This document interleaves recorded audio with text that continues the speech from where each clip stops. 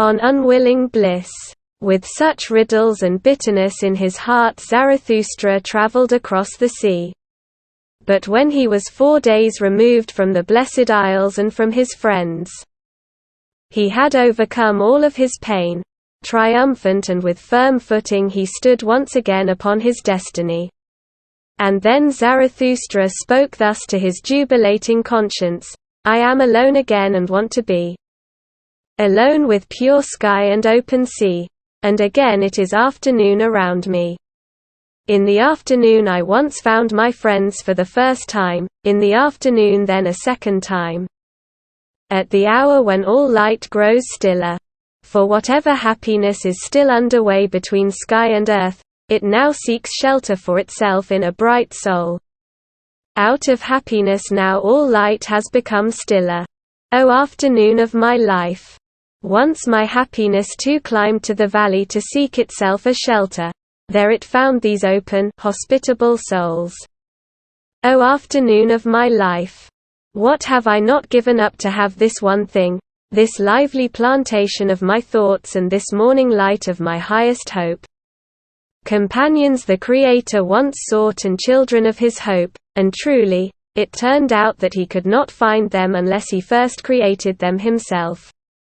And so I am in the middle of my work, going to my children and returning from them. For the sake of his children Zarathustra must complete himself. For at bottom one loves only one's own child and work. And where there is great love for oneself it is the hallmark of pregnancy. This is what I found. My children are still greening in their first spring. Standing close to one another and shaken by a common wind, the trees of my garden and best plot of soil. And truly, where such trees stand next to one another, there are blessed isles. But at some point I want to dig 'em up and set each one apart, so that it learns solitude and defiance and caution. Gnarled and crooked and with pliant hardness it shall stand then beside the sea. A living lighthouse of invincible life. There, where the storms plunge down into the sea and the mountain's trunk drinks water, there each one shall someday have his day and night watches. For his own testing and knowledge.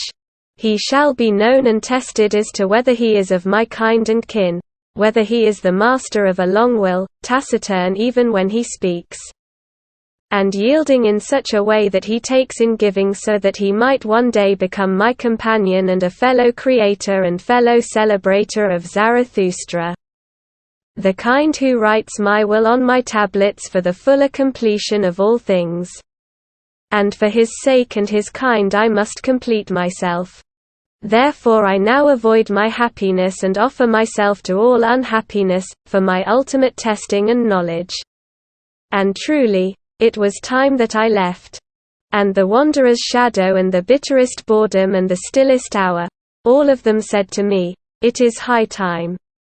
The wind blew through my keyhole and said, come. The door sprang open slyly and said, go.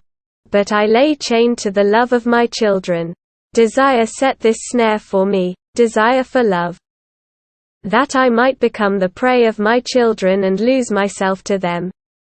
Desire. To me that means, to have lost myself. I have you, my children. In this having, everything shall be certain and nothing shall be desire. But the sun lay brooding on my love, and Zarathustra cooked in his own juice. Then shadows and doubts flew over and past me. I craved frost and winter. Oh, if only frost and winter made me snap and crunch again. I sighed, then icy fog rose up out of me. My past broke open its graves. Many a pain that had been buried alive awakened. It had merely had a good night's sleep, hidden in burial shrouds. Thus everything cried out to me in signs, it is time. But I did not hear. Until at last my abyss stirred and my thought bit me. Oh, abysmal thought, you who are my thought. When will I find the strength to hear you digging without trembling? My heart pounds all the way up to my head when I hear you digging. Even your silence wants to strangle me, you abysmally silent one. Never yet have I dared to summon you up. It is enough that I carried you around with me. As yet I have not been strong enough for the lion's final overreaching and cheeky mischief. Your gravity alone was always terrible enough for me. But one day I shall yet find the strength and the lion's voice to summon you up. When I have once overcome that challenge, then I want to overcome one still greater. And a triumph shall be the seal of my completion. Meanwhile I still drift on uncertain seas. Accident flatters me with its smooth tongue, and though I look forward and backward, I still see no end. As yet the hour of my final struggle has not come. Or does it come just now? Indeed, with treacherous beauty the surrounding sea and life gaze at me. O afternoon of my life! O happiness before evening! O harbor on the high sea! O peace in uncertainty! How I mistrust you all! Indeed, I am mistrustful of your treacherous beauty. I resemble the lover who mistrusts the all-too velvety smile. As he pushes his most beloved before him, tender even in his hardness, the jealous one, so too I push this blissful hour before me. Away with you, you blissful hour! Along with you an unwilling bliss came to me. Willing to take my deepest pain I stand here, you came at the wrong time. Away with you, you blissful hour! Rather take shelter there, with my children. Hurry, and bless them before evening with my happiness. The evening is coming now, the sun is sinking. Gone, my happiness. Thus spoke Zarathustra. And he waited for his unhappiness the whole night, but he waited in vain. The night remained bright and still, and happiness itself came closer and closer to him.